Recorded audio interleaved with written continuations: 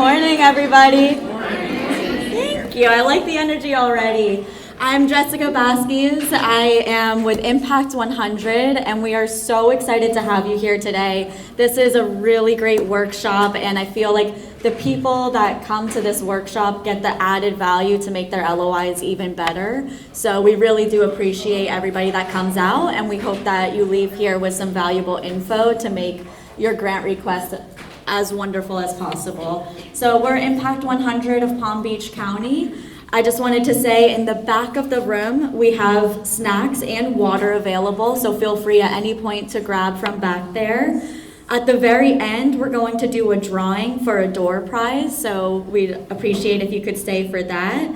And I'm going to go right ahead and introduce our president-elect. We're so excited to have you here, Janine Malusanic.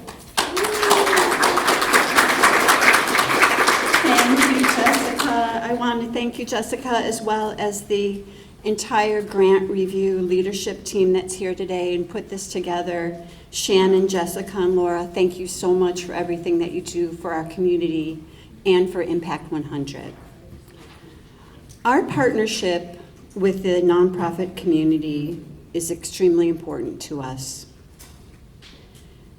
It is the core of our mission and what we do and why we're here. Grant funding is the reason that Impact 100 exists. Our success in creating lasting, beneficial change in our community for the past 13 years has been record-breaking and profound. We have funded 112 grants in our South Palm Beach community. 65 of those were $100,000 grants. I'm getting choked up. And 47 merit grants. So that totals, if you put those numbers together, that's close to $7 million. So thank you. Thank you for your interest in applying for an Impact 100 grant. We look forward to working with you. Back to Jessica. All right, thank you so much, Janine. We're going to go ahead and get started with our slides, and at the end we're going to do a panel discussion, and that will be with past winners, so that will be a really wonderful presentation. Like I mentioned, I'm Jessica Baskis. I'm the co-chair of the Grant Review Committee, along with Shannon in the back, who will be coming up shortly, and Laura McMullen, who unfortunately couldn't join us here today. So Impact 100 is a membership organization. We're a nonprofit, and every member gives so that we can give back to our nonprofit. So we're really a two-pronged organization. We're comprised of our members and you guys. So without the nonprofits, we could never do what we do. We have invested, I think Janine already went over the numbers here, over $6 million into the community to date, 112 grants awarded, and 65 $100,000 grants awarded. Here's our agenda for today. I'm doing the intro right now. Then I'm going to bring up Shannon, who's also on the Grant Review Committee. She's going to go over the grant model and the process. From there, I'm going to come back up and go over the actual application part so you can see step by step how to fill in your application properly. Then I'm going to bring up Molly Reese, and she's going to go over grant compliance. Then I'm going to do the panelist discussion with our wonderful past winners, and we'll conclude with the door prize. So at Impact 100, our mission and vision statements are up here. Impact 100 Palm Beach County connects, engages, and inspires women to improve our community by collectively funding multiple $100,000 grants to nonprofits that implement high-impact initiatives in Southern Palm Beach County. Our vision is a thriving community with fully funded local nonprofit programs supported by the collective giving of women philanthropists. We focus on high-impact grants that foster effective change, long-term, positive, and sustainable, supporting new projects or expansions of existing programs or a collaboration of several nonprofit organizations. We like to produce specific and measurable results. This graph here shows our increase over the years in membership. It is our big goal to get to $1 million given in a single year. Last year we got really close. We gave out $820,000 in 2024. Membership is critical for us. Basically, the amount of women is what directly impacts how many grants we can give away. So our goal every year is to increase our membership so we can give out more money to our nonprofit partners. We won't know our number for this year until a lot closer to Grand Awards, but the big goal is to get to 1,000 for us, which would equate to $1 million given. Here are our statistics for the 2023-2024 year. There was a request of $8.2 million. A total awarded of $987,600. Letters of intent, we had 82. Full proposals, we then narrowed down to 25. And we were able to give 9 awards of $100,000 and 4 awards of $21,900. So for the 2023-2024 year, we have our winners listed right here. The $100,000 Grand Award winners were the Youth Orchestra of Palm Beach County, Mandel JCC of the Palm Beaches, Semper Fi Service Dogs, Florence Fuller Child Development Center, Families First of Southern Palm Beach County, Family Promise of Palm Beach County, Feeding Palm Beach County, Fit America, and Eat Better, Live Better. So we were extremely excited. That was the first year we were able to give out that many awards, was this past year. Then we had a $21,900 Merit Award, and those went to Ben Zayton Center for the Creative Arts, Connect to Greatness, FAU Foundation, and the Institute for Regional Conservation. So you can see, if you make it to Grand Awards, it's our goal that even if you don't win the $100,000, last year $21,900 was given even to the runner-up. So that was a phenomenal year for us last year, and like I said, we work on the membership side. We hope to get many members to give out more money to you guys. So I'm going to go ahead and bring up Shannon Moriarty. She is our grants co-chair for this year. You'll see her info throughout in your packets. The grants at impact100palmbeachcounty.org is our email, and she helps manage that and keep all of us floating for the year. So thank you, Shannon.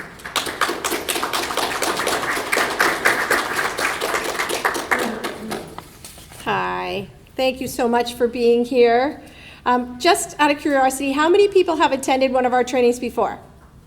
Oh, that's a great number. Yay. All right. We're so glad that you're back because we're always trying to give the best advice for a strong application. So thank you for being here. And thank you to all the new people as well. Okay, so we are a competitive grant cycle, and it is highly competitive, just to keep that in mind. And we have 5 focus areas where we do our applications. So we have arts, culture, and historic preservation, education, environment and animal welfare, family, and health and wellness. And what's interesting is so many of your projects could actually fit in several of these categories. So you really have to think long and hard about what category you want to apply, okay? You're gonna see our panelists later today, and I will tell you a lot of their projects clearly fit into several different focus areas, like Mr. Well, his digital vibes, digital expressions, he was arts and culture is where he got his grand award, but he really could have been education, he could have been family, he could have been health and wellness. So he could have done all of those, but he chose arts and culture. Deborah Tendrick with Eat Better, Live Better. She came through for our family, but she could have been health and wellness, and she could have been education as well, because they do a lot of education. So you just, you choose, and then every year the competition changes. So you just never know. So if you don't necessarily get put through to as a finalist on your first try, maybe you try again, maybe you try a different category, maybe you stay in the same category. You just see where you fit. This is historical data on our LOIs. So you can see our arts and culture and our environment, they tend to have lower applications. environment and animal welfare is extremely specific. So either you fit there or you don't, you know. But the other ones, like I gave examples previously, you could fit into many. So you just have to choose where you're the best. Okay, here is our process. Last year, we had 849 women join us, so that was great. And they all donate $1,100. $1,000 goes directly to grants. We do not hold any of the money over. Every year, all of those $1,000 gets donated that year. We do have a $100 administration fee, because when you have 849 women, you need an administrator. So the nonprofits submit their LOI applications, and then we have a whole team of grant reviewers that we keep increasing the number of grant reviewers we train every single year to make sure that we have quality members who are trained and know, you know, what they're looking for in a strong application. And so this year we're going to have over 60 people on our committee that are going to be looking at all of your applications. If you get asked to come back for an RFP, you will get a site visit with us, and you make another presentation. If you're chosen to be a finalist, you will give a live presentation to our members. After your live presentation, we vote. If you are chosen for a grand award, you have a contract to sign. If you are chosen for a merit award, you get to take your check and be on your way and spend it how you see fit. So, and then contracts will be signed in May for the people who do receive a grant award. And then you will be paired up with our grant management division, who handles our compliance and will walk you through. They will hold your hand the whole way through submitting reports and everything, so that we can be accountable to our membership. So, okay. These are our grant eligibility guidelines, which are in your folder, and they can also be found on our website. So you have to be a tax-exempt 501c3 nonprofit for 3 years. And then you can't have received one of our grant awards in the past 3 years. So all of our panelists are anxiously awaiting their clock to wind down so they can apply again. New projects, an expansion of an existing project, or a collaboration project with others, all acceptable projects to be submitted. You have to submit a project budget, and it has to be a minimum of $100,000. If it's over $100,000, you need to share with us how you plan to fund the remaining balance. And you have to use that $100,000 in 2 years.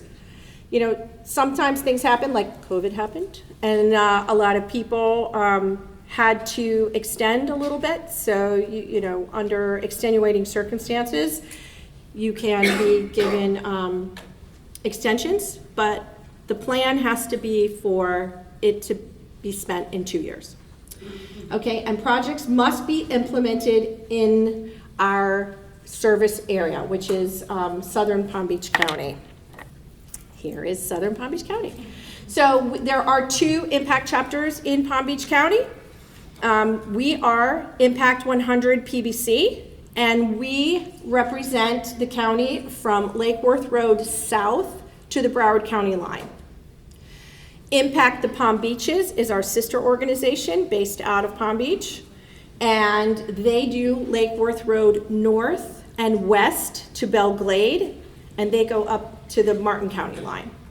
So if you have an office in Boynton Beach, but you're trying to expand into Jupiter for a project up there, or out to Belle Glade for a project, you need to apply to Impact the Palm Beaches. If you have an office in West Palm, but you are starting a project in Boynton, and you're going to be serving the residents of Boynton, you need to apply to us.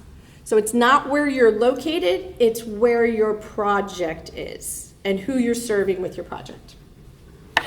This is also in your folder. Okay, we do have a few exclusions. You can read through those. Capital campaigns, we do fund improvements. We do not fund fundraising campaigns, but we will fund capital improvements to buildings or things like that. So just make sure you read through the exclusions before you apply. Okay, and again, we're just going to talk about the application process. It's defining and developing one high-impact project. Let me say that again, high-impact project, okay? You can highly impact a small amount of people or a large amount of people. That doesn't matter. It's the amount of impact it's going to make in the community, okay? It can also be an extension. If you have a very successful program and you want to expand it to a new area, to a new population, tell us all about your plans for expansion. Okay, applicants, your focus area. You have to choose one focus area. And you're like, but I'm education and I'm health and wellness. I really should be in both. You have to choose, okay? And it's highly competitive. I'm just gonna say that again. It's really highly competitive. So you could have a perfect project and you might not move forward. And it's not because your project isn't great, it's just the competition. There was people who were just as great or maybe just a tiny bit more great. And so don't get discouraged. Keep applying and just pick the focus area you feel is it's best suited for your project. Okay.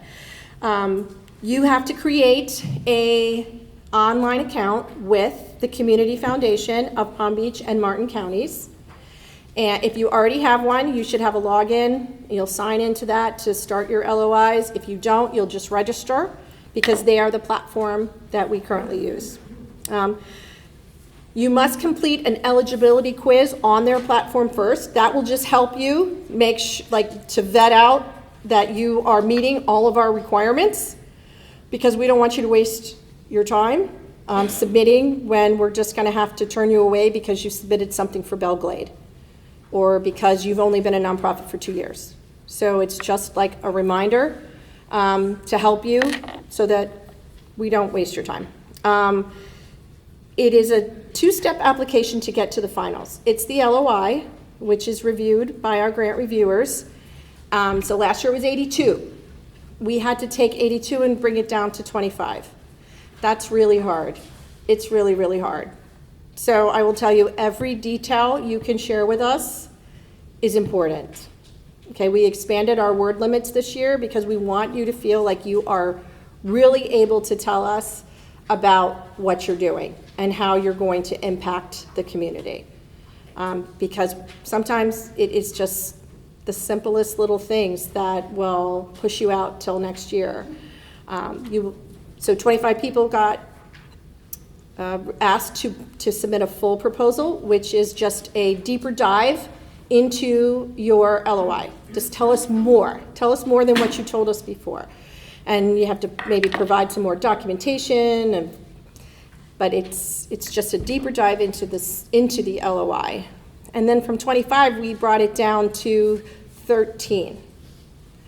That was really, really hard. Okay, so it just gets harder. And then from 13, we had 9 last year who walked away with a $100,000 grant. It just gets harder and harder and harder at every step. So your LOI matters, your RFP matters, your site visit matters, your presentation matters. It all matters because it's really hard to choose. It is really, really hard to choose. And you have to give us the best information that you can.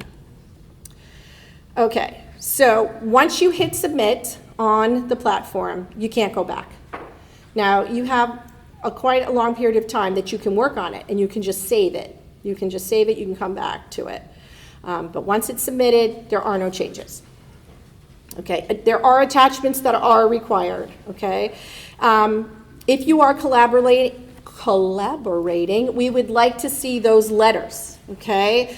If you don't have them at the LOI, if you don't have all the letters, but if you explain to us that you're in talks and you're definitely moving forward, make sure you name the organizations. We're not going to kick you out because you didn't have every single letter. But when you get to the RFP, you have to have those letters. So the sooner you show us the letters, the stronger it makes your application, just to let you know. But it will not kick you out at LOI because you don't have a letter. But you want to try to gather as much information as you can to share with us. You'll need an organizational budget and a project budget to attach that. We're going to want to see your board of directors. You're going to have to attach something telling us who your board members are. And then a recent audited financial statement and a 990.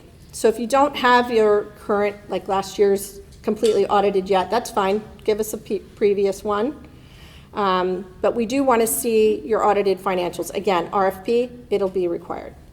Just know that, so you're prepared. Okay, so your main goals here are to create a strong project with outcomes and measurable results. And my friends with grant management are going to elaborate a little more on those outcomes and measurable results.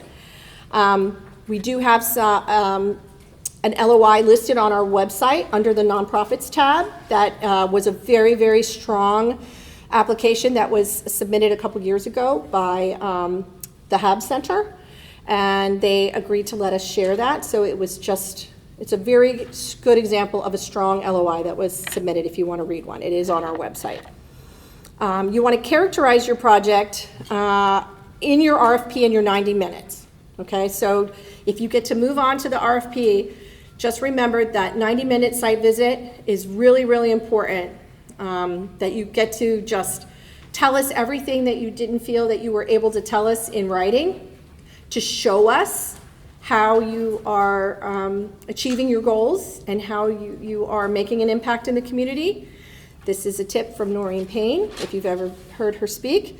Save time for Q&A at your 90-minute presentation because it is exactly 90 minutes. If you've ever had us visit with you, you will know we set a timer, and when it goes off at 90 minutes, we have to get up and walk out to make it fair for everyone. So make sure you leave time for us to ask you some questions in case we need clarification. Okay, choose the person whose presentation conveys your organization's story to our membership most effectively. That is for the Grand Awards. Okay, if you make it to as a finalist, you want to make sure it's not necessarily the person who wrote the LOI. Sometimes it is, but sometimes it's not. Sometimes it's your executive director or it's your director of development. Last year we had a program manager up giving the speech. So you want your strongest speaker that's going to move the membership to vote for you. Just keep that in mind. Because we won't have another training if you make it to the finals. This is it. So be planning. I'm going to make it to the finals, and I need to remember what she said. So definitely a strong speaker is what you need at the Grand Awards. We have a grant calendar. I'll show you that next, and that should tell you when you will be getting notifications of your advancement. And if you have any questions, we really don't like to communicate over the phone once these LOIs get submitted because just to stay impartial and to make sure that we're not sharing information that doesn't get shared with everyone. But if you have a question, you can email us, and we will just be very direct and probably not super flowery, so don't think we're not friendly, but we're just trying to maintain our impartiality and just very directly answer your question. And but you can ask us questions via email. Here's the dates. So our LOI will be opening next week. It's next Friday. So next Friday you can begin submitting everything. And then you have to be submitted by October 31st by 5 p.m. Okay, you have to hit that submit button by 5 p.m. on Thursday, October 31st. We backed up our due date from Fridays to Thursdays in case you have a technical problem. So if you have a technical problem, don't panic. Friday, we can fix it, but you have to have at least attempted to submit it, and the platform will tell us that, and if there was some kind of issue, we do have Friday to fix it. So you have to submit it by Thursday at 5 p.m. Then if you are asked to come back for an RFP, which you will find out via Zoom on December 13th, your RFP will also open, your portal will open on the 13th. So you will know if you have moved forward to the semifinals on December 13th. We will also send out letters letting you know that you didn't make it to the semifinals on that same day. You should get it by the end of day. At that point, I would strongly recommend that you send us an email requesting feedback. We have a dedicated feedback specialist on our team.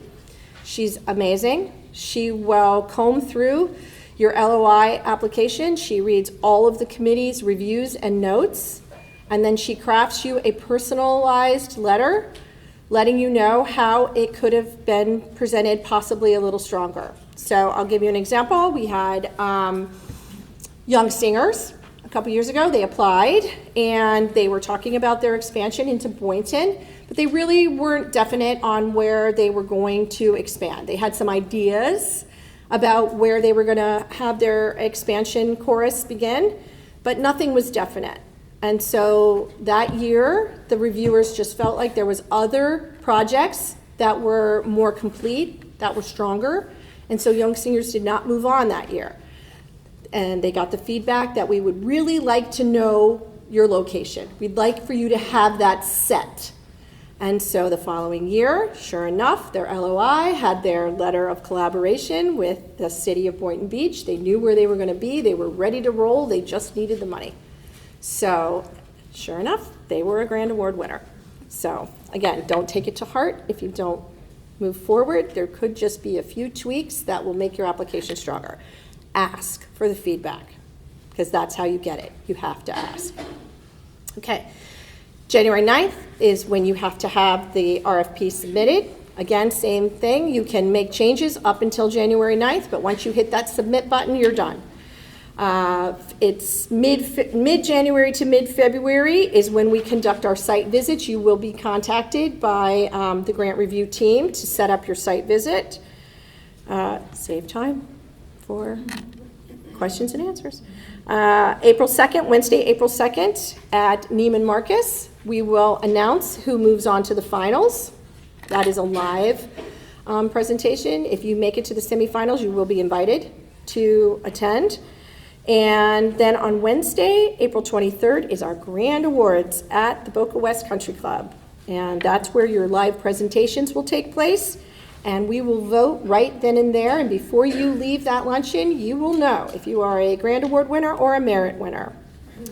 The other thing I would just want to say about our processes is versus Grand Awards versus Merit Awards. Merit Awards are very... we have no control over those. So last year we had 849 members, so we had $49,000 to split equally among people who weren't chosen for a $100,000 grant. So they walked away with a pretty nice check. The year before we had 4 members. We had 804. So we had 3 organizations that did not receive the $100,000 grant, and they had to split $4,000. So they walked away with, was it $1,300? And of course, that makes us sad because they put in a lot of effort for $1,300, but we had no control over it. So I'm sorry if that happens, but you are free to apply again if you're a Merit Award winner. The Benzaiten Center has yet to be a Grand Award winner, but they continue to apply, and I think that they have won Merit Awards 4 times. So I said to them, you are almost at $100,000 because they had a couple of years where I think one year they got $43,000, one year they got $21,000, and then they ended up with $13,000. But you know, they can keep applying. They have no restrictions. And the same with the Spady Cultural Center. They have been Merit Award winners several times as well. And you know, I said, you're going to hit $100,000 one way or another. So just keep applying and just know that if it's a smaller check, we're really sorry, but It's all based on our membership. So if you want to send people to be members for us too, it helps. Okay, our co-chair, Laura McMullen, unfortunately has COVID. And because she cares so much about all of us, she did not come today. And so Miss Jessica is going to cover her section.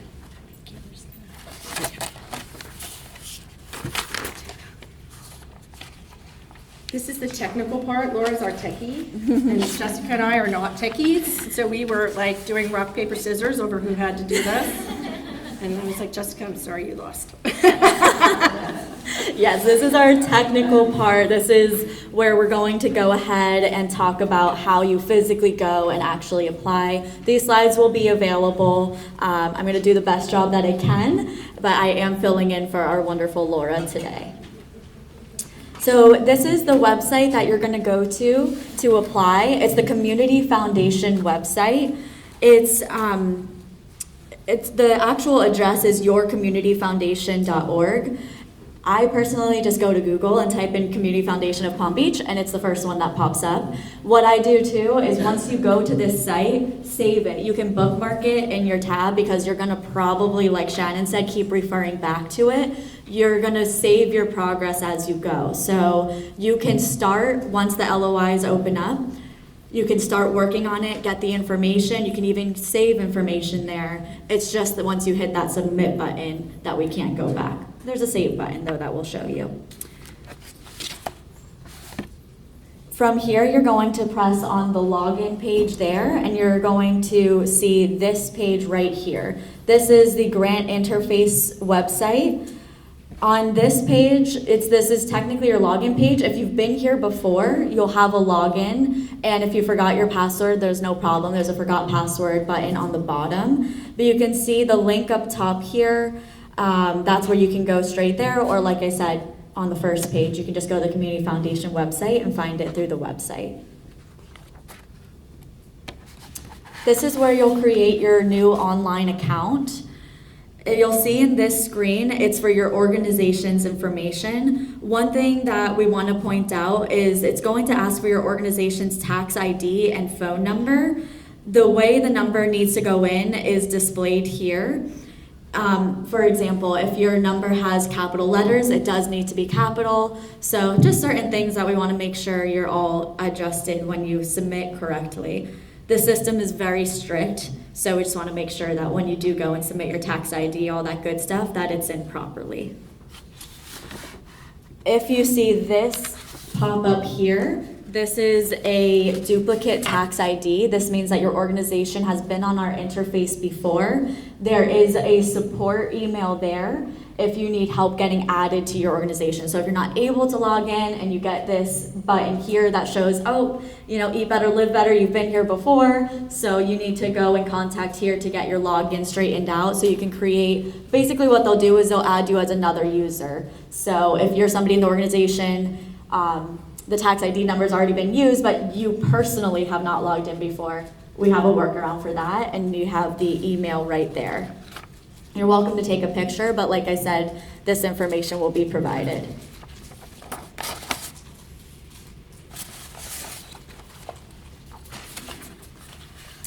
On this side here, one thing to note is the email address you put in. The email you provide is where your notifications will go. So it is important that you use an email address that gets checked, and if you do submit, you'll get emails. Basically, everything is going to be an approval. So you'll get emails from us. Just make sure if you don't, once you submit or create an account, if you don't receive an email, check your spam, because this email address is going to continuously send you updates. So we want to make sure that we're in your contacts and saved that way. So if you see this one here, it actually in italics on this screen will give you the exact email address that needs to be saved to your contacts. So over here, you'll go ahead and choose your password. Again, if you can't find your password in the future, there's always a reset password button on here. The bottom section here on this slide, right here, the email confirmation tab, the button in italics gives the email address that we would like you to save, administrator@grantinterface.com.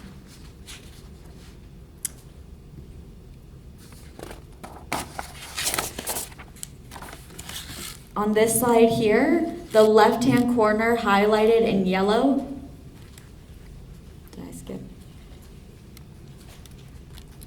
Next to the Community Foundation logo, Home, Apply, and Organizational History buttons. If you click on the Home button, this will give you information about your organization, your contacts, and they'll all be shown here. Your organization history will show your past information and your previous submission. So if you're going in to find your past, what you've done before, our program's actually able to store that for you. When you go to apply, you choose the Apply button on the top left of this screen next to the Home button. The Apply button will take you to the Apply page to start your actual LOI application. When you sign into the system, it will take you directly to the Apply page. We want you to know where to be able to review your organization information as well. So if you just go in, mess around in there, there's actually a lot of valuable information from the past as well if you've been here before. So on this slide, there may or may not be multiple applications available at one time. So when you open this page, you want to be sure that you're in the 2024 application. The arrow on the lower right is to choose your eligibility quiz. So this is the first real step in your process. Shannon went over this already, but it's just to make sure that you're eligible for our grant, because we do have those exclusions. We do have certain things that we look for that Shannon went over. So your eligibility quiz will be there to make sure that you are eligible, and we don't want to waste anybody's time if not. Here's your eligibility questions. This is your first test, as we call it. We start asking you to confirm that your project is within our boundary area, which Shannon showed, and that's also in your packets. So in your orange folders, we did print out the eligibility guidelines. So making sure stuff like within the boundary areas, as well as the fact that you've been tax exempt for 3 years. If you do not answer yes to these questions, you will be kicked out of the application process. Please only answer yes, though, if you are in our service area and have been registered for the last 3 years. Otherwise, like we said, it doesn't make sense to continue forward, and we ask that you come back the next year. This will take you to our more in-depth information about our eligibility rules as you continue down this page. You will be asked the same questions at the end so that we know you intend to spend the grant money within our service areas. Here in this slide, we ask that you just go slowly over these pages.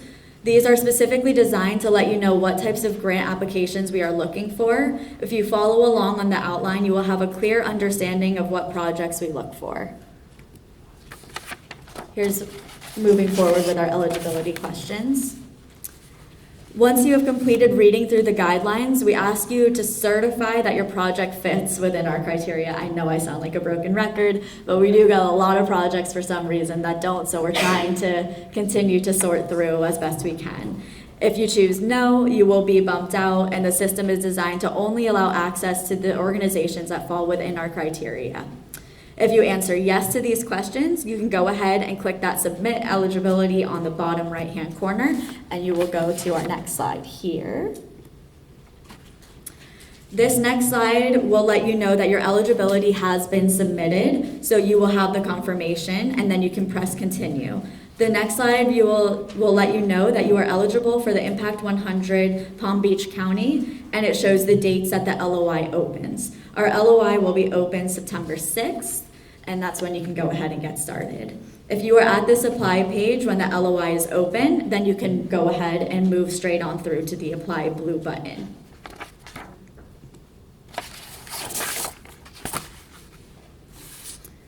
So this screen here is showing you the beginning of our actual LOI process. On the top is a recap of your organization information. Just go ahead, double check that that's all correct. And you can go ahead and work on this all the way through to when the LOIs close. I know Shannon already went over it, but that October 31st is the hard stop. So we ask that you just save and then submit once that October 31st comes. Any technical issues, you will have the contact information of who to reach. On the upper right, there's a Collaborate button. If you have others in your organization that need to complete parts of the LOI, you can actually add them in here as a collaborator. That way you can both work on it together. The first question you're going to answer is to choose your focus area. This is on the bottom left. This is what we were talking about earlier, where you get to decide where you feel like you fall in, whether it's education, health and wellness. We do leave it up to you guys, and we ask that you pick where you feel you fit best, because just like everything else, our grant reviewers do take that into consideration. If you're in education, but your project is not education related, they will take that into consideration when reviewing. So we do ask that you guys select, but select based on what you feel you're going to make the greatest impact in each section. So moving forward here, as you go through the LOI, the stars indicate that this is included in this section and must be answered. The system does auto-save every few minutes, so when you go question to question, but always remember so you can save your work at that bottom, that save button at the bottom right. Impact requires everybody to submit their project budget on the same format here in this section. So please note, in the $100,000, we ask that your project is $100,000 or greater. That is important. If your project is under $100,000, it actually does not qualify for Impact 100. So it can be $100,000 or above, and you'll see in the budget form, we're gonna ask you to break down where exactly that money is going to. It's really helpful. Our grant reviewers do look at that because they wanna see how much is spent on overhead, how much is spent on the actual project. If you're buying a van, how much is going to that purchase? They like to see the actual breakdown of where your money is going, and you'll have the opportunity to submit that in the budget section here. This gives a good breakdown. If you've been here before, you've seen this in the past. It may seem like a simple sheet. It's a one-pager for most of you, but we do look at it, and you would be surprised how many people do not fill it out. They just put $100,000, and we're like, well, what do you mean by that? What are we doing with this $100,000? So this is where you can go ahead and select. You'll see different things here. And especially if you're a project, let's say you're asking for $300,000, we want to know, where is that other money? Is it anticipated or is it committed? So there's actually sections where you can tell us, oh, this organization has already committed to us the other money. We're just missing that $100,000 piece, or we anticipate it. So like I said, this budget piece is actually important. We even try to recruit finance girls onto our grant review committee because we think it is important to have people that have the knowledge of the budget. Moving on to the next slide. Once you have completed this, you will need to upload it to the system. So you'll be able to download it and then upload it back in once you're complete. There's a gray upload file button that will allow you to do this. Please note that the system will not upload a document that is larger than 2 MB. You will need to submit a copy of your IRS letter of documentation, and that will be here as well. So there's these upload file buttons here. Again, any technical issues, you have technical support we can reach out to. This is an example of the IRS letter. We are now asking for a copy of your IRS letter of determination. You must be registered as a nonprofit as of the last 3 years. And I know we've said it a lot, but it is a must-have for us now. All right, we're almost at the end. At the very bottom of your application, you have 2 choices. You can save the LOI or submit. And like we said, save your process. Keep going, keep coming back. And then towards one of those last few days, that's where you'll hit that blue submit button. Moving on to the submit section. This is your confirmation page. If you don't receive this email, please check your spam. Super important to us. We want to make sure technical issues are not the reason why we have a problem. It's very important that you get this confirmation so we know that your hard work was completed correctly. So we thank you for your time today, and now moving forward, you may want to take a picture of this just so you have for the technical support team. It's Elizabeth Pritchard, so any technical questions, we ask that you reach out to her. And then any general questions, always, you can find us at grants@Impact100 Palm Beach County, but really Elizabeth has the deepest understanding of how this website works. All right, I'm going to move forward and bring up Donna Glenn and Molly Reese. They are our grant management team. They are the ones that make sure once you win that $100,000 that it is distributed properly. They hold your hand through the process. They coach our nonprofits. They're really pivotal. Once you win the money, they come into play. So I'm going to go ahead and bring up Molly. Thank you. And Janine. Surprise! Thank you so much, Jessica. So Donna had to step out for a meeting, so I'm going to be filling in for her, along with my cohort, Molly Rees. Donna, Molly, and I are co-chairs for grants management, and I'm going to be talking a little bit about that today. So we're going to just give you a quick overview of what grants management does and what we're responsible for. Our process actually begins as the $100,000 winners are selected. And our job is to be stewards of our members' funds. We take that really seriously. And we do this by partnering with each winner to develop a compliance matrix that represents what will be done, what will be measured, and how it will be measured.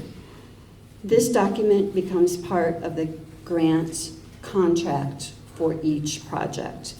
We want to remind you today that your ability to measure the key results of your project is critically important to delivering the intended results.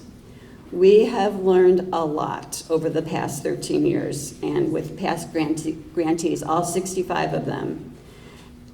We've learned what works and what doesn't work. And having a well-defined, well-thought-out, measurable result formula translates into a strong application for you, as well as a successful completed grant. So today we're going to share some tips on how to define your proposed results in your grant application and how to convey your ability to measure the actual results of your project.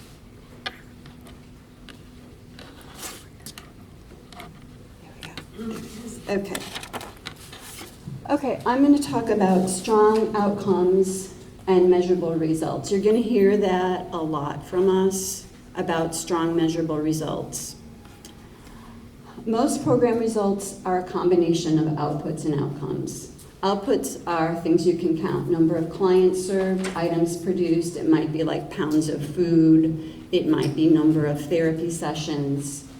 Outcomes are the results of what you do or the service you provide, the impact. You'll see that word impact. We're Impact 100. It's super important to us. Strong outcomes have a logical cause-effect relationship. How will your program produce your results, your high-impact measurable results? So strong outcomes are specific and measurable. You want to focus on the direct effect of your program and how you're going to measure your results. So I'm going to talk a little bit more specifically about that. Here's some examples of specific measurable results. We've got the broad-based result on the left side and the specific measurable result on the right side. These are from actual 100,000 grants that have been awarded. So an example of a broad-based result is Alzheimer's patients will receive better, more appropriate care. That's wonderful. We love that. But how do we measure that?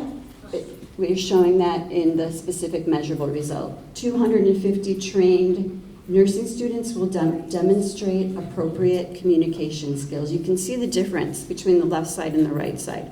We're looking for the right side kind of information. It's well thought out, it's measurable, it's defined. We know exactly what we're expecting in number on the right side. On the left side, it's really pretty vague, but they're married in a way. So just make sure that your LOI or your letter of intent that you're addressing specific measurable results. Another example of one of the grants that was one of our past winners, diversity of plant life will be increased. Definitely a great, amazing thing, but how is that going to be done? Here it shows on the right side. At least 90% of planted orchids will survive in nature 1 year after planting. You can see how much more specific that is and how much more measurable that is than just what it says on the left side. And then the third example, we had a great swimming program with the YMCA. Fewer children are likely to drown in South Florida. Of course, that is an amazing, wonderful thing, but how did that happen? the fact that 10,000 children received 8 swimming lessons, 90% passing the swimming efficiency test. That's specific, and that's measurable, and that's what Impact 100 is looking for. Okay, now I'm going to talk a little bit about how do you get there? How do you get a measurable result? And there's 3 basic ways that that is done. And I'm going to talk about those 3. First of all, just counting the results. Sometimes this is a very effective and very meaningful presentation for us. We have 2 examples shown here, the percentage of families that didn't have any abuse reports, or the percentage of children enrolled in a music program that learned how to read music. Those were numbers just turned into a percentage, so it's basically a raw number, and that's fine depending on the kind of grant that you're applying for. Another really common technique that is used is an achievement test. And so the example that we have here for one of our winning grants was the percentage of students who demonstrated using their voice after being a training program. Sorry. So once again, it's simple, but it's a little bit different than just counting the result. It's what happened after the program. And then probably the most common one that we see, and that's very helpful, it's very useful, are before and after tests. This is a great way to measure the impact of your grant and how successful your program was. Testing your clients before they received your service and after. So one of our grants was to tutor high school juniors and seniors for their ACT test, so we tested them before they were in our program as well as after, and the percentage increase in their scores, that was their specific measurable result. And then the other example, percentage of students with an increased understanding of the warning signs of human sex trafficking after seeing a new live drama. So once again, those students were tested before and they were tested after. The difference was the impact, and that was one of their key measurable results. So now I'm going to turn the microphone over to my partner, Molly Reese, and she's going to talk a little bit about some of the problems that you might face and how you go about addressing those. Thank you, Molly. Thanks, Janine. Okay. So you can see Janine's going to make a great president. We look forward to having her. So you know the expression, the devil is in the details? I never liked that expression, but it's true and it applies here to your application. So what we ask you to do and what we're trying to help you understand today is that you need to anticipate measurement challenges. Like, how am I going to measure the results of my project? And that is what, by telling us how and the steps you're going to go through, that's what tells us that your program's going to succeed. And that's what we want to know. So one of the things that might get in the way is, are your results available in the project time frame? We've had this happen to us. Sometimes the projects might have to get extended a little bit because those results weren't available. But what we want you to tell us is that they're going to be available in your application. Another thing you could think about is the transportation to your program. If you have a school program or something that involves kids or elderly people that don't drive, you need to make sure that you've told us, because we're going to ask ourselves, well, how are the people going to get to your program? It's the little things that matter. How are they going to get home? Another example would be the ability to read or understand tests. So if you have a program with pre-K kids, they might not be able to read your test before and after, but you could do pictures, like a happy face and a sad face. You could do something that they understand that way. They might not verbally be able to communicate that otherwise.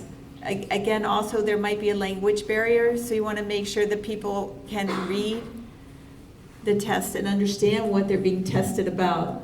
The last question here is there time available for the before and after test? Again, Time seems to run scarce with the programs, and you want to make sure you have time to get everything wrapped up by the end of your grant.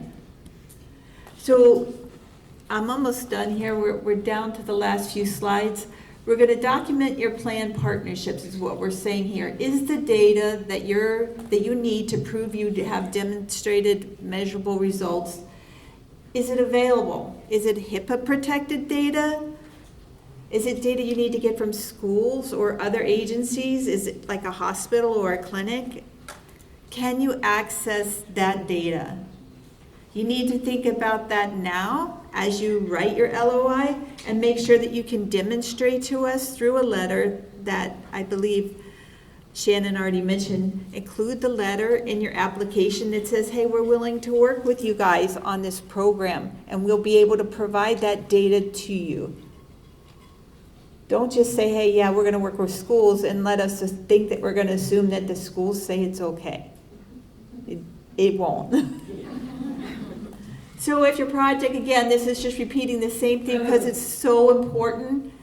If you want your application to move forward, make sure that you list the specific data that will be obtained and the source that it's coming from.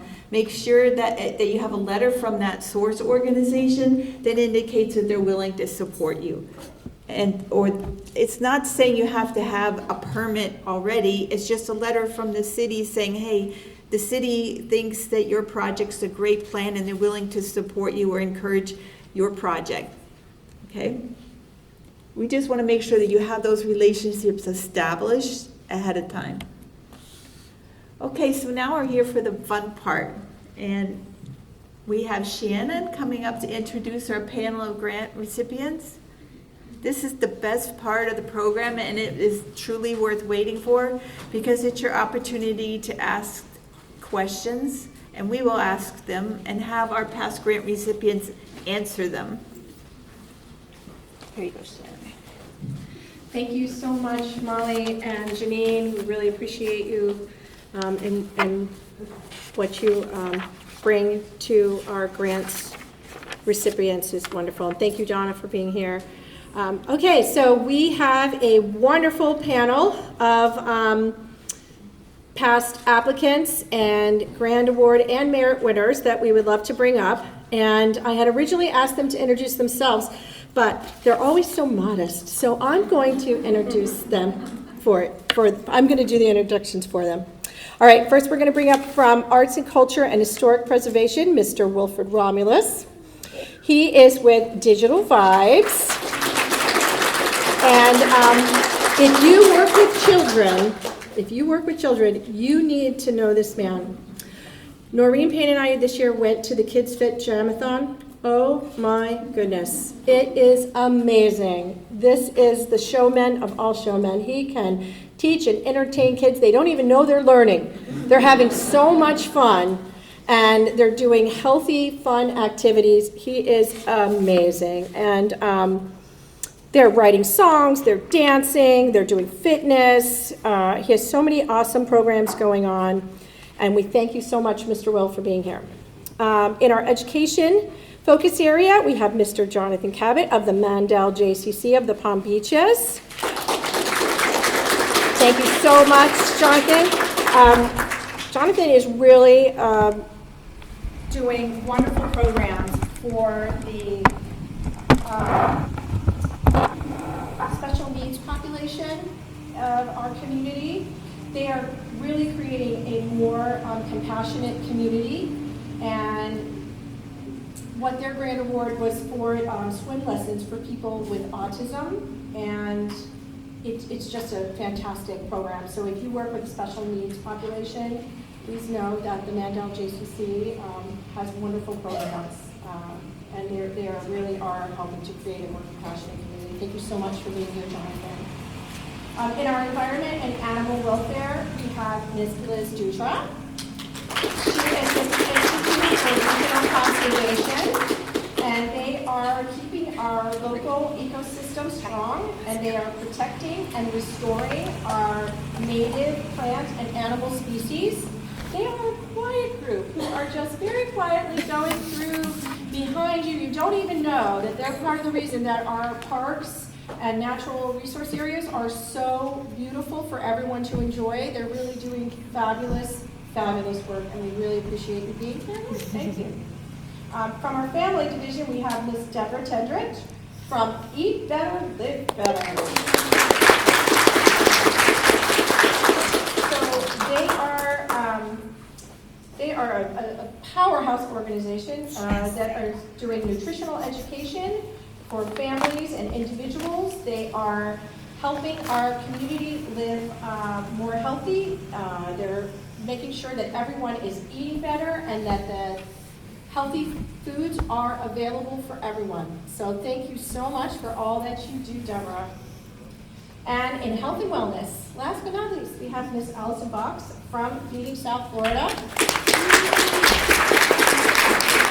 Thank you so much for being here. They are helping to feed Palm Beach County, especially Palm Beach County youth. They are starting food pantries in our high schools so that these children and families have easier access to food and no one is feeling food insecure. So thank you so very much for being here. Now, all of our panelists have been Grand Award winners at some point. And some of them have been Merit Award winners at some point. So how many of you have been a Merit Award winner before? Okay, and all of you, of course, have been Grand Award winners. The Institute for Environmental Conservation, I didn't say that. Regional conservation. You can just say IRC. IRC, Yeah. right. They were actually a Merit Award winner last year, but they have been a Grand Award winner in the past. So they applied again, and they were a Merit Award winner last year, but we are so happy to have them reapply, and they can reapply this year. So they are the only group on this panel that we hope to see again an application from next year. So I really just want to say thank you all so much, because 4 of you can't even apply, and you have sat through our whole presentation. So we really appreciate you donating your time to us today. Okay, so our some of our questions. So I already asked about Merit Awards and Grand Awards, and then our next question that comes up a lot is: have you ever applied in more than one category? Raise your hand if you applied with us in more than one category. Yes, I know for sure that you have, Mr. Rowe, but some of you haven't? No? Okay, I really thought that more of you had. But Mr. Rowe, how many categories have you applied in the past? 2. 2. Okay, so Yeah, health and wellness and arts and culture. Yeah, so the way we look at this whole thing is like sport. I love soccer. That's what I do. I play soccer in my free time. And right now, everybody's getting ready for the season. You know, getting ready midnight. You're getting you come into this training. That's a big step. You know, and the next step is putting in the application. You know, and all those good things. And then from there, you get selected to be a semifinalist. So when we first applied, we made it to the semifinalist level, and then we applied again, semifinal, and then we become a finalist. So that was with the arts and culture, and then we applied again, and then we were made it to the semifinal, and from there we were like, wait, hold up. So what can we do differently so that we could hit the home run? So we went and switched the category because we could easily fit in all the categories but one. So we went on with the health and wellness. So when we went to the health and wellness, we didn't make it at all. We didn't make it to the playoffs. So basically, I see it as playoffs. So we didn't make it to the playoff. I was like, oh, wait. So not every fit is a good fit, you know. So we went on and applied again as arts and culture, and then that's how we made it to the finalists, and then we won the first one. thank you so much for sharing that with us. Oh, okay. So I'm going to pass the microphone because not everybody can hear you. I'm so sorry. And that was a great story. I feel terrible. Okay. All right. So I did explain to everyone earlier that a lot of you could have applied in other areas. So we are going to pass the microphone down, and we are going to ask you how you decided which category that you were going to apply in. We'll start with Allison. Absolutely. We struggled. The school pantry program fits very well into education. And many of the outcomes are actually tied to education. But just through internal discussion, health and wellness is one of our ultimate goals. And so that made the most sense in the long run. Our affordable farmers market could have fit in either the family or the health and wellness. And bringing healthy, fresh produce at affordable cost to people is something that would impact for generations to come health and wellness and create health habits. But we are actually impacting the family as a whole. And so we chose to select the family route, and we were successful. So thank you, and I do encourage everyone to apply and just be very specific and make it make sense, because we've applied a few times. And we made it to the site visit, and we were so excited because we're like, we know we're going to make it, and we did not. And so the next year, the feedback was just try again. And so we did, and we're very excited that we were able to make it, because we will be the first and only affordable farmers market in Palm Beach County. Thanks to Impact 100. Awesome. Hi, everybody. So we always apply in the same category, and that's environment. And now it's animal, environment and animals. So, but my answer is going to be short and sweet, and we just continue to apply. We won a grant award in 2019, and our program is still successful today, 5-6 years later. So, keep trying, and I'm going to try again. This was our third or fourth time applying, first time with this project, and it was always under education. But with this project, we really were torn between health and wellness, family, and education. And what pushed us back to education, even though it's more of a swim program, is a lot of our initial participants are coming from our school program. But then long term, our vision is really to partner with the school system, because we can either fight for one participant at a time, or partner with our local schools who can bring us 50, 80, 100 participants at a time, which is real that tie into education really came. All right, and one of the key things with us with Digital Vibes is there's a lot of resources. All of you guys have a lot of resources. Start with your team. Have that conversation with your team, so that way you guys could see which category is really the best fit. Like I had mentioned earlier, not all good fit is a good fit. So have that conversation with your team, and then go on with the best category that's gonna get you that home run. Now hold the mic, Mr. Well, and tell us, everyone, if your project was new or if it was an expansion.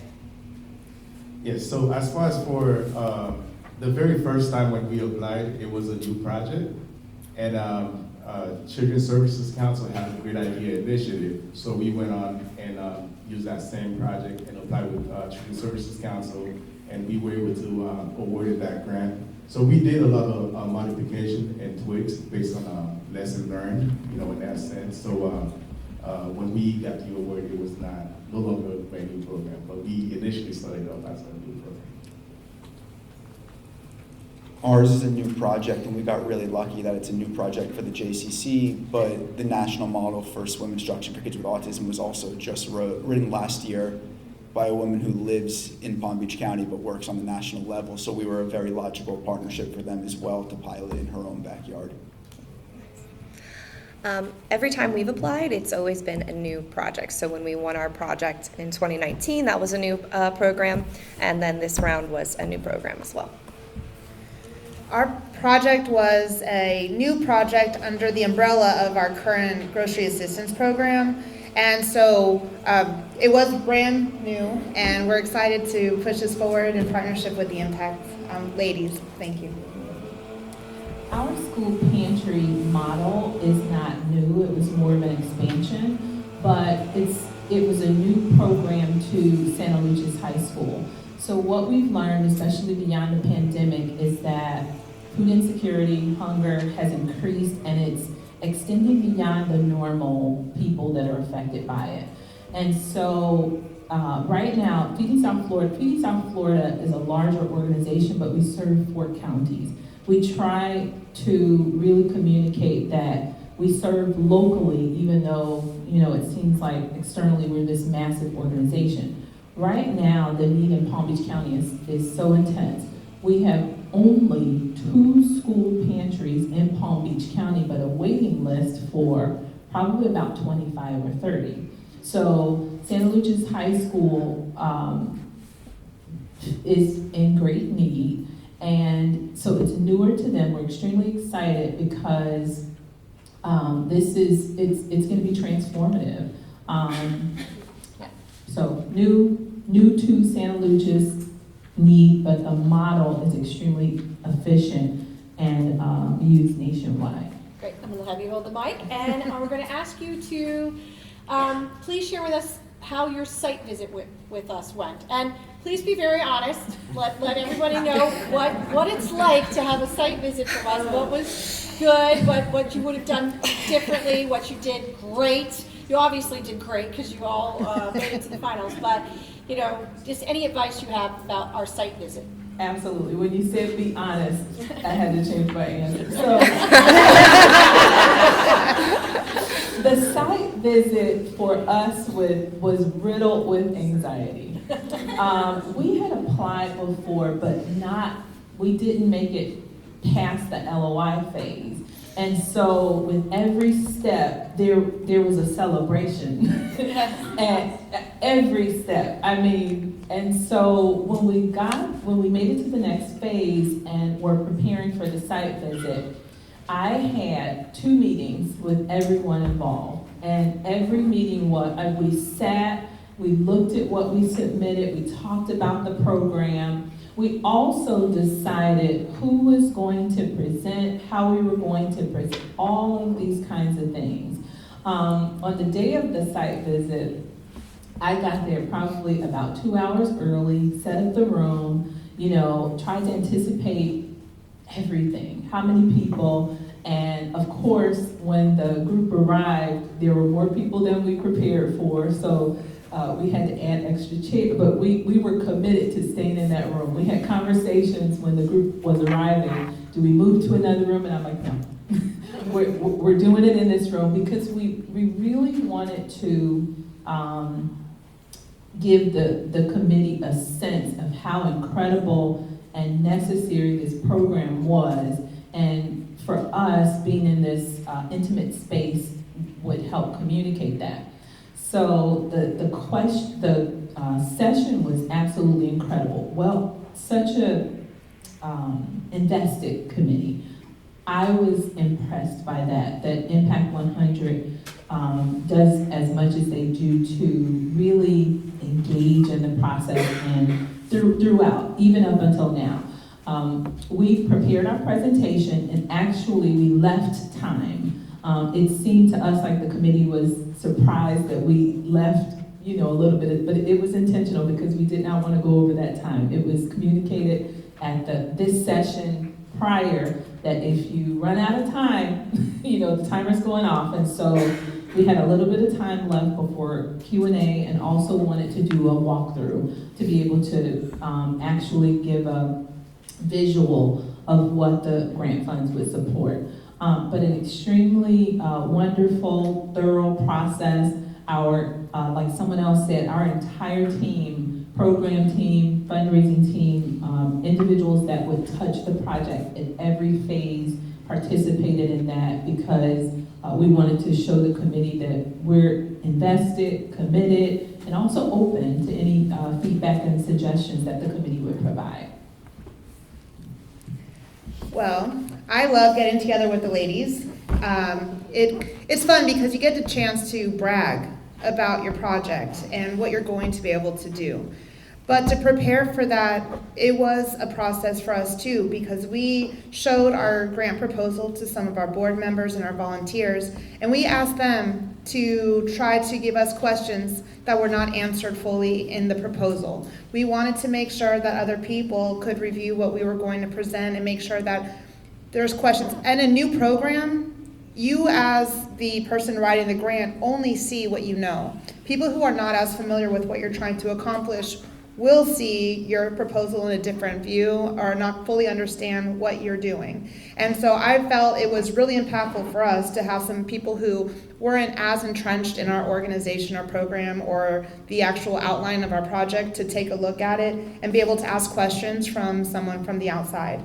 And that actually helped us. We also knew that coming into that, because it's a new program, that we might not have all the answers. So it was actually a really great process for us too, because it did open up our eyes to a few questions that we may not have thought about or things like that. But I do suggest, if it's a new program, to get some outside perspective on questions that you may not have thought about. That was really, really helpful for us to kind of prepare for the process. But when the ladies come in, it's not overwhelming. You know, they're very excited about what you're trying to do, and they want to be a part of it. They want it to be successful. So they're not coming in just to know. They're not coming in to try to trap you or to, you know, put you in a position where you're going to be in a bad place. They're really trying to work this through with you to make sure that you get the best outcome in a collaboration partnership. And so just coming in with that positive attitude and just being able to be excited about the opportunity to share and explore the different questions that they may have and make. It's a big investment, so they also need to feel extremely comfortable investing $100,000 into a project, especially if it's new, without any track record. Your team is your track record, your efficiency and your experience in the past is your track record. So merging all that together in the same lane when they come to bring it to fruition is extremely important. I mean, that was great advice. Yeah, so to just follow up, I mean, the site visit is, it's a little nerve-wracking. It was very scary for me. This was my first time having a site visit. Our executive director joined, and it was his, I think, third time doing a site visit. And he's much more experienced with public speaking and all of those things, so it was fantastic to have him there. But I think it's an opportunity to really shine, to show your skills, to teach them something new, and they get to see your personality, see how you shine through your project. And so for us being in the environment, of course, naturally, we had them come outside to one of the most beautiful parks that we wanted to restore. So they were right there in a place where they would see firsthand what we can do, what we want to transform. And I think that was really important from our standpoint. If you're in the environment category or animal category, bringing them to where you're actually going to do your project was really helpful for them to see, look at all of these invasive plants and look how they're ruining the environment, right? And look how we can install all of these beautiful plants to transform the environment, those kinds of things.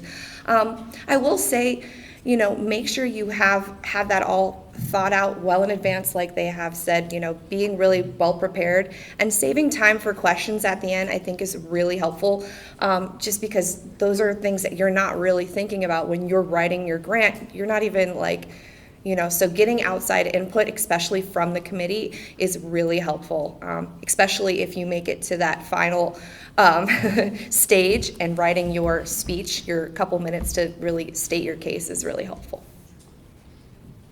I think following the committee directions or suggestions is critical. They made it very clear, leave time for Q&A at the end. I think everyone here has said that.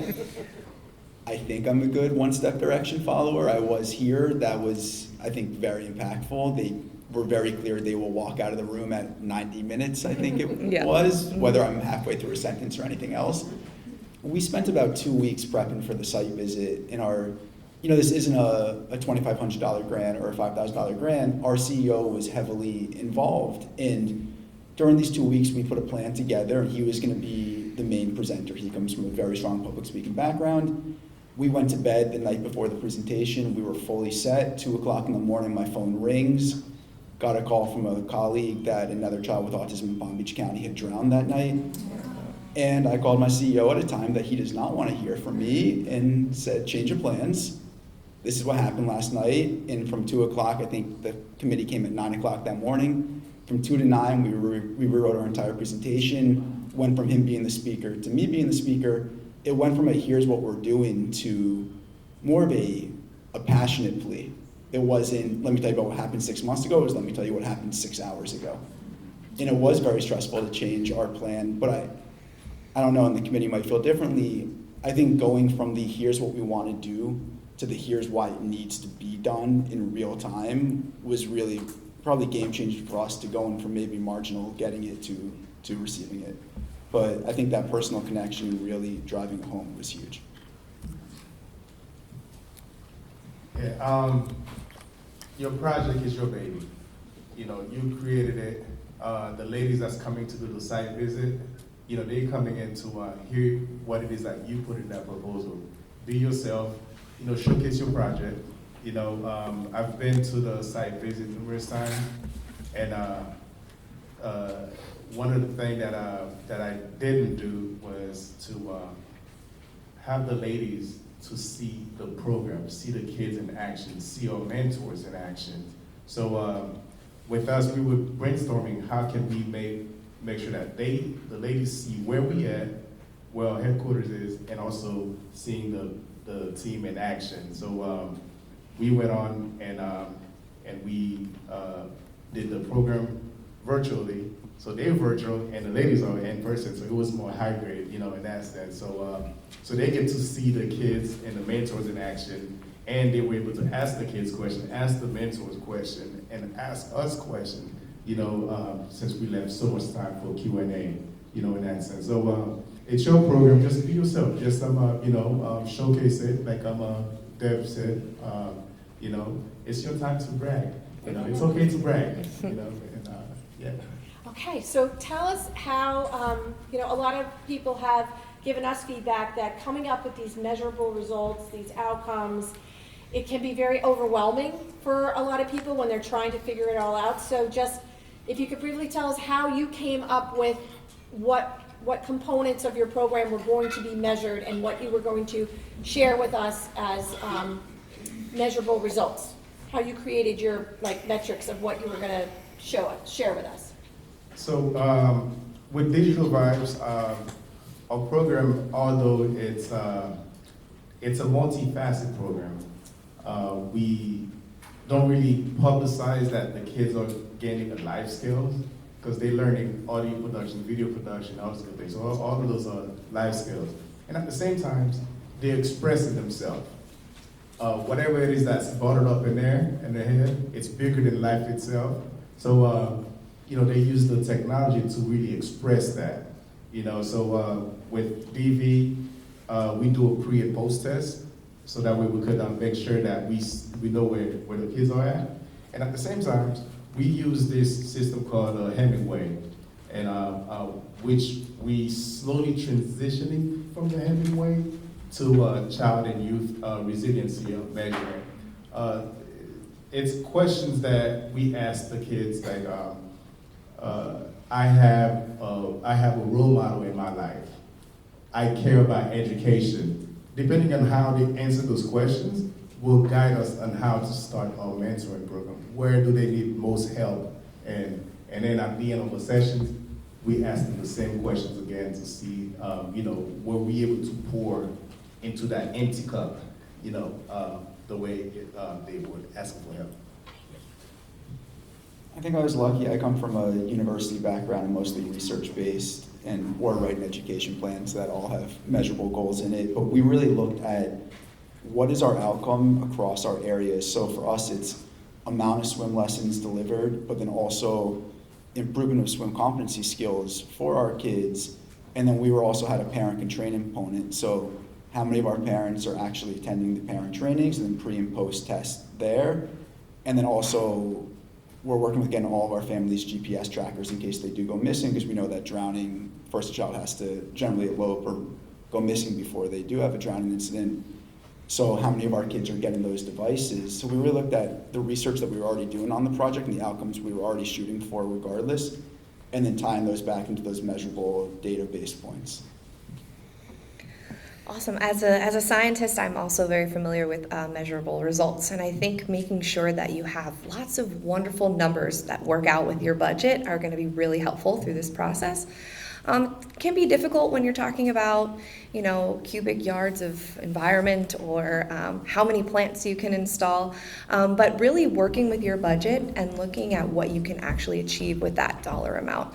I think that is what really drives the measurable results that you can do. So if you can only do 10 events with $100,000 because you have 30,000 people coming to each one, for example, or you can do 30 events because you only have 30 people coming to each, So making sure that you have really outlined numbers, percentages, what you're going to achieve before and after, I think they're looking for that. So make sure you're putting numbers with your measurable results. For us, because we're feeding families that are financially struggling and making sure that, if you imagine if you're on food stamps, right, and you go to the grocery store, you have $100 to use for the whole month, fruits and vegetables are probably not going to be the things you buy, because if, when you spend $60 on produce, that's pretty much your whole budget and it's perishable. But what we're able to do now is actually sell it for about 30 cents to 40 cents to the dollar. And that'll actually give a lot of those individuals an alternative way to actually purchase healthier food using their dollars. So part of our measurement is to take that in consideration, see how many more people are we able to help, how much more produce are we able to push out, and make sure that we're also creating generational health habits and measuring those. Kristen is our Director of Development, and she actually wrote the grant, and she created, in partnership, I think she actually worked very closely with the Impact ladies to actually kind of help actually develop some of the measurable outcomes too. So I think they're also very paramount into helping create outcomes and measurable impacts that would make sense and that they would like to see come out of your project as well. So we created our own, and we also worked to develop them with some other partners in our board. But ultimately, it's going to be, what would you like to see, and how are you going to measure the outcomes for that and make it the most impactful? Because ultimately, these projects, I think that our project will be a self-sustaining project moving forward. So also showing that we're able to be a self-sustaining project after we exhaust that $100,000. And so those are the different components that we put into comprising our measurable impacts. Our outcomes were really kind of easy to form. Some of them, the school pantry program, being a food bank, we consistently measure how many meals we provide, how many individuals, households we serve, how many pounds, and things like that. When we work in collaboration with organizations to address hunger and food insecurity, we ask, what goals they want to measure as well. So working with the school system, they also have goals when bringing food, produce, whatever it is, into the school system. And so our outcomes, a couple of our outcomes were the normal food bank ones, but also tied to education, parental engagement, specifically for Santa Lucia's. They want to increase the amount of nutritious, not just food, but nutritious food, produce, and also parental engagement. What we've learned through the school pantry program is that it's designed for children to have food at school, but they also take it home to their family, their parents, their brothers and sisters. And so when the family understands that here's this resource, they become a little bit more involved in making sure that that resource comes home. So the basic ones, but in collaboration with the partner, and in this case, Santa Lucia's High School, asking, what do you want to accomplish through this program? Thank you all so much. I'm just going to elaborate a little bit on a couple of answers that they gave. Like with the site visit, Mr. Wills was saying that they provided video of the kids in action. And we understand that if you're working in schools, that you can't bring a whole gaggle of women into a school and parade them around. It's really difficult. But he found a way to engage with the kids, which was fantastic. And last year we had a grand award recipient, Families First, and they do infant mental health. Mental health is very protected area. I know if you're working with domestic abuse, or certain areas are just very protected, and you cannot showcase some projects, and we understand that. So just with infant mental health last year, they had us all in just a big conference room, and they were showing some of the manipulatives that they use with the children when they're trying to accomplish their goals, and they just kind of outlined their program and just showed us the best that they could without having actual children there. And also there are ways around that. And then with the measurable results that Deborah was talking about that we helped. So once you become a Grand Award winner, our team of grants management will help you fine tune the results so that your reports are easy. So Deborah's team came up with what they felt were their measurable results, and that's what they had submitted. But then once she became a Grand Award winner, she got connected with the grants management team, and they said, okay, let's really fine tune this metric so that your reports are easy. Easy for you, easy for us, and we're able to really get the results in the most easiest, concise way. So that's when you get like the extra help. But she came up with all the goals, and then they just tweaked it to make it easier. Quick question, how many of you are going to play again with us? Yay! when you're able, right, exactly. So even though they've won, they're coming back for more, and that's fantastic. So one last question for the panel, and then I'm going to open it up if any of the audience has questions for you. But just your final tip. What's your final little bit of advice that you haven't shared yet? Really invest. I'm fundraising mostly, and so we're going after the money. Going after the money. The process for this grant was so different from probably any other one we've applied for. The investment from Impact 100 up front, this session, the conversations, it shifted to open us up to doing the process a little bit different. I believe that when we applied before, we weren't moved on to the process because we, how we apply for grants and things, we just copy and paste. We didn't copy and paste this time. We sat, we looked at what we wanted to do, we really worked through school pantry.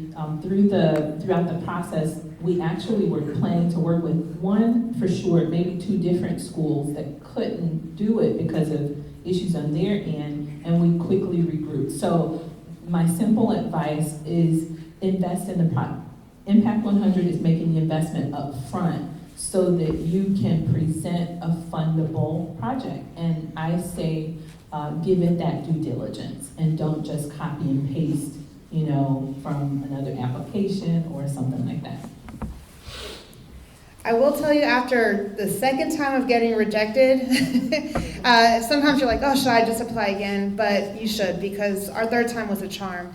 So I don't want, my biggest advice would be not to get discouraged if you're not a winner one year, because to be honest, thinking back, we actually are glad in a sense that we didn't win the first time, because this program wouldn't be coming to fruition. So timing is a really, really important part of this. So for us, we're kind of grateful, but my second big tip would be to always reach out for feedback and take their advice, because we took their feedback when we were not awarded the last year, and we took all of their advice and we were successful this year. So they are really eager to make sure that each and every one of you are a winner. They don't want any of you to fail.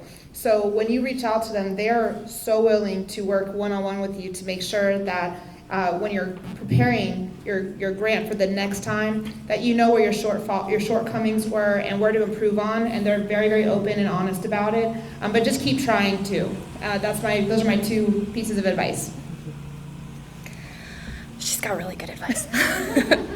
I would say that when you're kind of writing your LOI and you're writing your proposal, make sure that your project is really impactful. I know all of us do really wonderful things for the world here, but when you're writing that, make sure that your project is coming through those words. I think that's really important, and I think there's a commonality here on the board. We've all applied lots of times, and we've learned from our previous applications, so I think that's really helpful. But make sure When they say they want impact, give them impact. And it's really cool to hear that they've expanded the descriptions for the grant, so I think take advantage of that. The more you put in there, the better chance you have. I think eyes on your LOI and on your actual proposal. I think as you had said, your project is your baby, and I know myself when I'm putting my baby on paper, I have a very hard time handing it over to someone else, but this was our third or fourth round, and this was the first time it was really, from our CEO, take a look at it from a different perspective, from our COO, take a look at it from a different perspective, from our aquatics department, look at it from the aquatics world, because even though it's an inclusion project, it happens in the pool, and really everyone's eyes looking at it from a different lens, I think pushed us over the finish line this time. Yeah, one of the application is, it's a bit long, it is. Just keep in mind, your number one goal is to get to the playoff round. You know, one of the key things that you could do to help you get to the playoff round is to focus a little bit more on the executive summary. You know, so put a little bit more effort in that, because I'm right there. Once you get a really good executive summary done, something that would catch, you know, the panelists' attention, so that they could continue reading your proposal in more detail. So that's one of the advice that I would give you. And the other one would be too is think ahead. Think ahead. Once you get this project, once you get this Impact 100 how you gonna continue with that project? You know, how you gonna make sure that it's sustainable?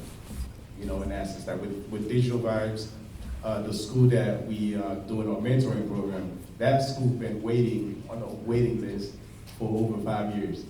You know, and now with that Impact $100, we able to have a full-blown mentoring program happening there, and we have funding to keep it going for those years that we not able to apply.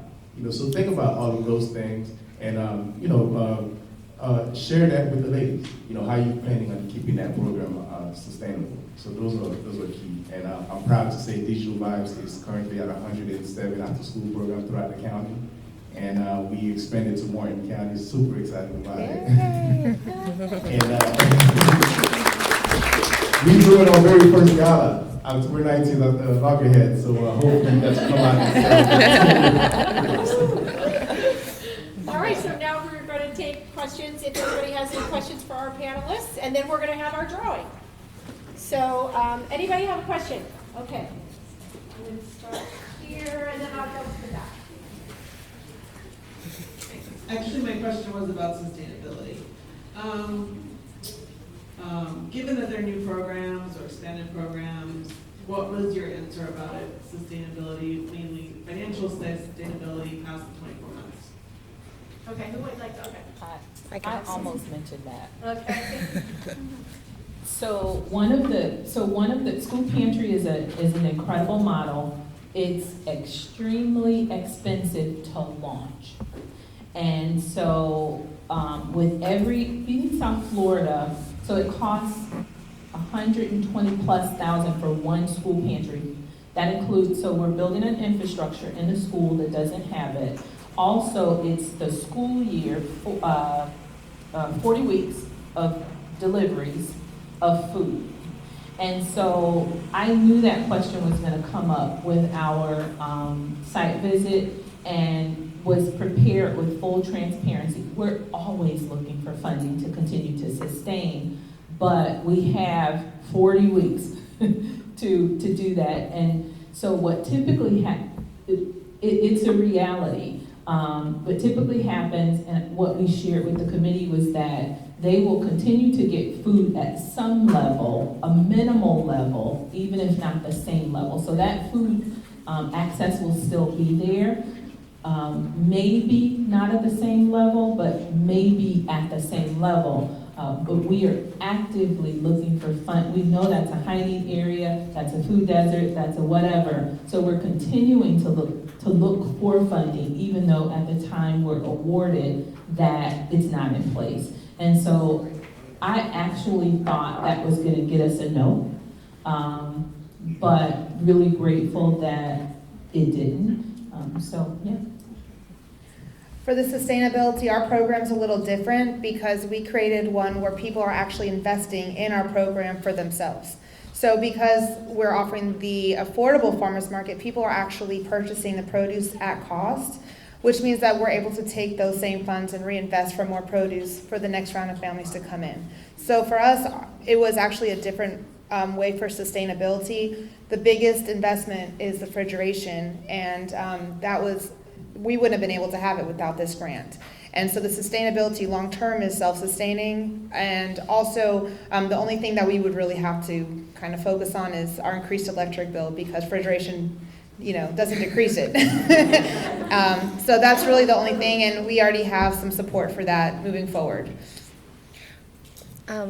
I would say I'm just going to go back a couple bits because our Restoring the Gold Coast program has been really successful, and I think, like she said, getting the $100,000 helps you get your foot in the door to have these conversations with the cities. For our example, we had to reach out to the city of Boca Raton, to the city of Delray Beach and Lake Worth to ask them, hey, can we come and restore your coastlines? Can we restore your dunes? And once those partnerships were built, we're still in Boca, we're still in Delray, and we're still in these communities. I'm going to be there on Saturday morning installing 300 plants. So we're continuing that, those things. So the money just kind of gets you that program started for you, and then kind of the groundwork kind of lays out from there, and then you can just continue to find the funding where you need to, in a lot of cases, I think. Similar, the majority of our cost was startup cost for the training and equipment necessary for the program. Our existing donor base stepped up and promised to carry on the swim lesson cost for the families, which is the smaller cost of the program once we're up and running. I give you guys the advice about sustainability because it plays a special place in my heart, because I'm the kids, whoever your target audience is, they're pretty much your boss. They're looking up to you. When we first started with Digital Vibes, we went to the Glades to do a program there, and the respect was not given to me at first, and I was wondering why. Why is that? That specific student that started off, I pull her aside and have a conversation with her, and then she mentioned that you here today, but you're not gonna be here, next time. So once you get something started, that's the trust, that's the passport. You gaining those kids' trust. So you have to figure out a way to keep that going, keep it going. So that's one of the main reasons why I brought that up. And with Digital Vibes, as proud that I am to say that we are at 107 after school program, it's a huge responsibility. It's huge. And figuring out ways to keep that going, that's our model. And that's one of the reasons why 10 years as a nonprofit, and this is our first year doing a gala to fundraise. So I'm doing this so that way we don't break our promise with our kids to keep our program going. The new project that we have started at Crossroad Elementary with thanks of Impact 100, the goal is to keep that going and make sure that it's something that the kids are looking forward to. Great, thank you so much. Okay, I know we have one more in the back, and then I think we're just about out of time, but our panelists will be here for a few minutes after, and you can connect with them. We also have very many, that was your safe, okay, so we have safe. We have several Impact members here as well that you can talk to, so I'm going to bring up Jessica. Thank you guys for staying with us to the end. We really appreciate you being here. Questions, grants at impact100pbc.com. Our panelists